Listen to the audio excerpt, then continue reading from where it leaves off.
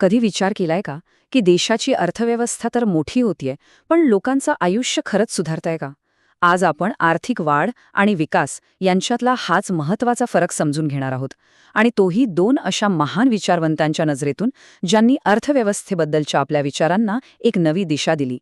हा असा प्रश्न आहे ना, जो फक्त अर्थशास्त्रज्ञांनाच नाही तर अगदी राजकारण्यांनाही नेहमी पडतो.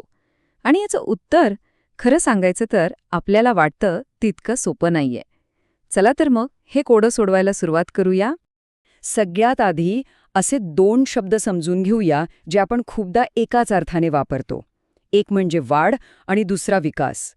हे ऐकायला जरी सारखे वाटले ना, तर यात जमीन आसमानाचा फरक आहे. आणि हेच जगाकडे पाहण्याचे दोन वेगवेगळे दृष्टिकोन आहेत. बरं, आर्थिक वाढ म्हणजे काय? असं समजा की एक मोठा कारखाना आहे. आता वाढीबद्दल बोलताना आपण काय बघतो? तर फक्त एवढंच की तो कारखाना किती जास्त उत्पादन करतोय. जास्त गाड्या, जास्त कम्प्युटर्स, सगळं काही जास्त. म्हणजे सरळ सरळ देशाचा GDP म्हणजेच ग्रॉस डोमेस्टिक प्रोडक्ट कसा वाढतोय हे पाहणं. आता या उलट आर्थिक विकास हे खूप मोठं चित्र आहे. हे फक्त कारखान्यांबद्दल नाही, तर तिथे काम करणाऱ्या लोकांबद्दल आहे. त्यांचं आरोग्य चांगलं आहे का? त्यांची मुलं चांगल्या शाळांमध्ये शिकतायत का? त्यांचं एकूण जीवनमान सुधारलं आहे का? विकास म्हणजे फक्त आकड्यांची वाढ नाही, तर आयुष्याच्या गुणवत्तेत झालेली सुधारणा. तर थोडक्यात सांगायचं झालं तर वाढ म्हणजे निव्वळ आकडे, जसं की उंच इमारती आणि जास्त पैसा. तर विकास म्हणजे लोक, त्यांचं उत्तम आरोग्य, चांगलं शिक्षण आणि सर्वांगीण कल्याण. एक संकल्पना थोडी संकुचित आहे, तर दुसरी खूप व्यापक आणि अधिक मानवी आहे. तर मग या आर्थिक वाढीच्या इंजिनला इंधन कुठून मिळतं? अर्थव्यवस्थेला खरंच चालना कशामुळे मिळते?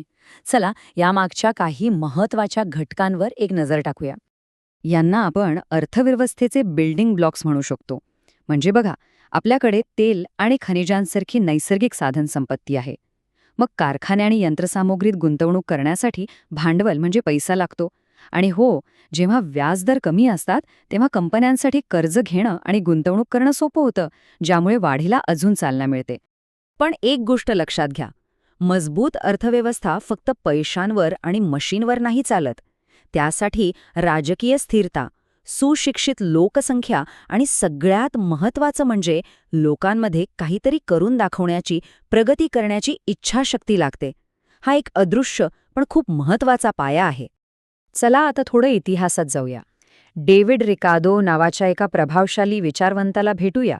त्यांचा एक सिद्धांत होता जो आपल्याला सांगतो की आर्थिक वाढीला सुद्धा काही नैसर्गिक मर्यादा असतात. रिकार्डोच्या सिद्धांताचा हा निष्कर्ष खरं तर खूपच धक्कादायक आणि काहीसा निराशाजनक आहे. त्यांच्या मते आर्थिक वाढ ही कायम चालूच राहील असं नाही. एक वेळ अशी येईल की ती थांबेल. रिकार्डो यांचा तर्क एका डॉमिनो इफेक्टसारखा आहे बघा. सुरुवात होते वाढीपासून, वाढीमुळे लोकसंख्या वाढते आणि साहजिकच अन्नाची मागणीही वाढते. मग जास्त अन्न पिकवण्यासाठी आपल्याला कमी सुपीक जमिनीचा वापर करावा लागतो, ज्यामुळे उत्पादन महाग होतं. याचा परिणाम काय होतो? तर अन्नधान्याच्या किमती वाढतात आणि शेवटी नफा पूर्णपणे संपून जातो आणि सगळी व्यवस्था ठप्प होते. रिकार्डो यांनी आपल्या कल्पना अधिक स्पष्ट करण्यासाठी हे एक मॉडेल वापरलं. आता हे पाहता क्षणी थोडं गुंतागुंतीचं वाटेल, पण काळजी करू नका, आपण मिळून ही सोपं करून समजून घेऊया. या आलेखामध्ये उभ्या अक्षावर एकूण उत्पादन आहे आणि आडव्या अक्षावर कामगारांची संख्या. हे जे एकूण उत्पादन आहे ते 3 मुख्य गटांमध्ये वाटलं जातं. हे बघा, अगदी सोप्प करून सांगतो. आलेखाचा जो खालचा भाग आहे OVTN, तो आहे कामगारांचा पगार. त्यानंतर KBGD हा जो भाग आहे तो म्हणजे जमीन मालकांना मिळणारा खंड किंवा भाडं. आणि मग जो मधला भाग उरतो ना, VDGT, तो आहे भांडवलदारांचा नफा. आणि हाच तो नफा आहे जो पुन्हा गुंतवला जातो आणि ज्यामुळे खरं तर अर्थव्यवस्था पुढे जाते. तर यातली खरी गंमत अशी आहे की जसजशी अर्थव्यवस्था वाढत जाते तसतसं मजुरी आणि खंडाचा वाटा मोठा होत जातो, आणि यामुळे नफ्याचा जो वाटा आहे तो हळूहळू कमी होत जातो, इतका की शेवटी तो शून्य होतो. आणि नफाच नसेल तर गुंतवणूक कोण करणार? अर्थव्यवस्था एका स्थिर अवस्थेत येऊन थांबते. पण हीच पूर्ण कहाणी आहे का? आता भेटूया जोसेफ शुम्पीटर यांना. हे एक असे विचारवंत होते ज्यांचा दृष्टिकोन पूर्णपणे वेगळा होता. अधिक गतिमान आणि म्हणायला हरकत नाही खूपच आशावादी होता. शुम्पेटर यांनी सुरुवात केली चक्राकार प्रवाह या कल्पनेने. ही एक अशी अर्थव्यवस्था आहे जिथे काहीच नवीन घडत नाही, सगळं काही ठरल्याप्रमाणे स्थिर असतं. इथे नफा नाही, व्याज नाही, काहीच नाही, सगळं शांत.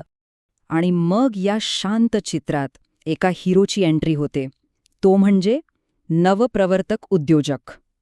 ही ती व्यक्ती आहे जी या स्थिरतेला धक्का देते आणि सगळं काही बदलून टाकते. शुम्पेटरसाठी नवनिर्मिती म्हणजे फक्त एखादं नवीन गॅजेट बनवणं नव्हतं. त्यांच्यासाठी नवनिर्मिती म्हणजे एक नवीन उत्पादन आणणं, जसं की पहिला आयफोन आला, किंवा एक पूर्णपणे नवीन बाजारपेठ उभी करणं, जसं नेटफ्लिक्सने मनोरंजनाच्या दुनियेत केलं.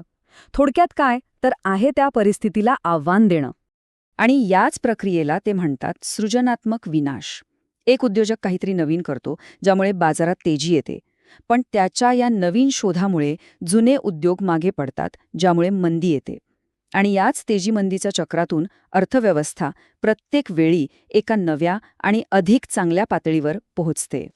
तर आपल्यासमोर हे दोन शक्तिशाली पण एकमेकांच्या विरुद्ध विचार आहेत, जे आजही आपल्या निर्णयांवर प्रभाव टाकतात. एकीकडे रिकार्डोची धोक्याची सूचना आहे, तर दुसरीकडे शुम्पेटरचा आशावाद. एका बाजूला आहे रिकार्डोचं जग, जे भौतिक मर्यादांनी बांधलेलं आहे, जिथे वाढ कधी ना कधी थांबणार आहे. आणि दुसऱ्या बाजूला आहे शुम्पेटरचं जग, जे माणसाच्या कल्पकतेवर चालतं, जिथे नवनिर्मिती नेहमीच प्रगतीचा एक नवा मार्ग शोधून काढते. हे फक्त आर्थिक सिद्धांत नाहीयेत. खरं तर या मानवी प्रगतीबद्दलच्या दोन वेगवेगळ्या विचारसरणी आहेत. एक नैसर्गिक मर्यादांवर लक्ष केंद्रित करते, तर दुसरी मानवी नवनिर्मितीच्या अफाट शक्तीवर विश्वास ठेवते. आणि हाच विचार आपल्याला आजच्या सर्वात मोठ्या प्रश्नासमोर आणून ठेवतो. हवामान बदल आणि नैसर्गिक संसाधनांच्या कमतरतेच्या या काळात आपण शुम्पेटरच्या नवनिर्मितीवर किती अवलंबून राहू शकतो, की रिकार्डोच्या मर्यादांबद्दलच्या चेतावण्या एक दिवस खऱ्या ठरतील? याचं उत्तर कदाचित आपल्याला आणि पुढच्या पिढीला मिळून शोधावं लागेल.